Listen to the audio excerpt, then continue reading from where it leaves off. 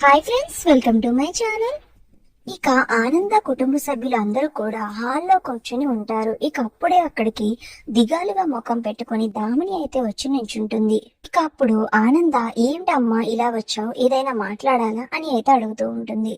అవును, నేను సుందరాన్ని పెళ్లి చేసుకోవాలి అనుకుంటున్నాను అని అయితే దామిని అంటూ ఉంటుంది. ఇక ఆ మాటలకి ఒక్కసారిగా ఆనంద కుటుంబ సభ్యులు, లీలావతి అందరూ కూడా ఒక్కసారిగా షాక్ అయిపోతారు. అదేంటమ్మా అలా మాట్లాడుతున్నావు? మొన్నే కదా అంత అర్థమయ్యేలా అతను ఎలాంటి వాడో చెప్పి నిరూపించాం, మళ్ళీ నువ్వు అలా అనుకోవడం బాలేదమ్మా అని అయితే దామిని అంటూ ఉంటుంది. ఎందుకంటే ఇప్పుడు నేను ప్రెగ్నెంట్ అని దామిని అంటూ ఉంటుంది. ఇక ఆ మాటలకి ఒక్కసారిగా అక్కడ ఉన్న వాళ్ళు అందరూ కూడా షాక్ అయిపోతారు. అప్పుడు దామిని మళ్ళీ ఇలా అంటూ ఉంటుంది. ఇప్పుడు నేను సుందరాన్ని పెళ్లి చేసుకుని తీరాల్సిందే, ఎందుకంటే నాకు వేరొక ఆప్షన్ లేదు అని దామిని ఏడుస్తూ అంటూ ఉంటుంది. ఇక ఆ మాటలు వినగానే దర్శన్, శరణ్య, ఆనంద భైరవి అందరూ కూడా ఒక్కసారిగా షాక్ అయిపోయి అలా ఫ్రీజ్ అయిపోయి ఉండిపోతారు.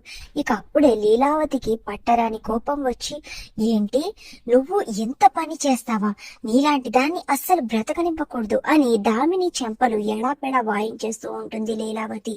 ఇక అలా వాయించేసిన తరువాత, చూసావా ఆనంద, నువ్వు ఆ రోజు నేను ఇంట్లోంచి గెంటేస్తుంటే నీ కూతురిగా దత్తత తీసుకుంటాను అని తీసుకున్నావు, కానీ మన కుటుంబానికి నష్టం వాటిల్లుతుంది అని పంతులు గారు అప్పుడు చెప్పింది నువ్వు దత్తత తీసుకున్నా కానీ ఆగలేదు. చూసావా, ఇలాంటి దాన్ని ఇక ఒక్క క్షణం కూడా ఈ ఇంట్లో ఉండనివ్వను, ఇప్పుడే ఈ ఇంటి నుంచి బయటకు గంటేస్తాను అని లీలావతి అంటూ ఉంటుంది. ఇక అప్పుడు ఆనంద అడ్డుపడుతుంది.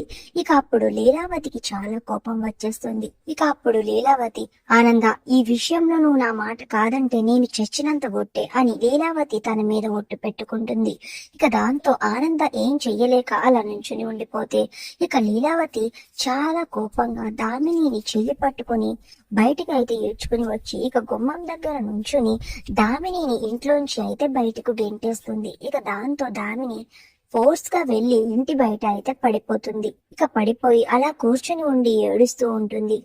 మరి ఇప్పుడు ఏం జరుగుతుంది, ఆనంద దామినిని ఎలా కాపాడుతుంది అనన్య సుందరంల బారి నుంచి అనేది, అసలు ఇప్పుడు ఏం జరుగుతుంది అనేది నెక్స్ట్ వీడియోలో తెలుసుకుందాం. ఇంతకీ ఈ రోజు చూసిన ముగ్గు మీకు ఎలా అనిపించింది?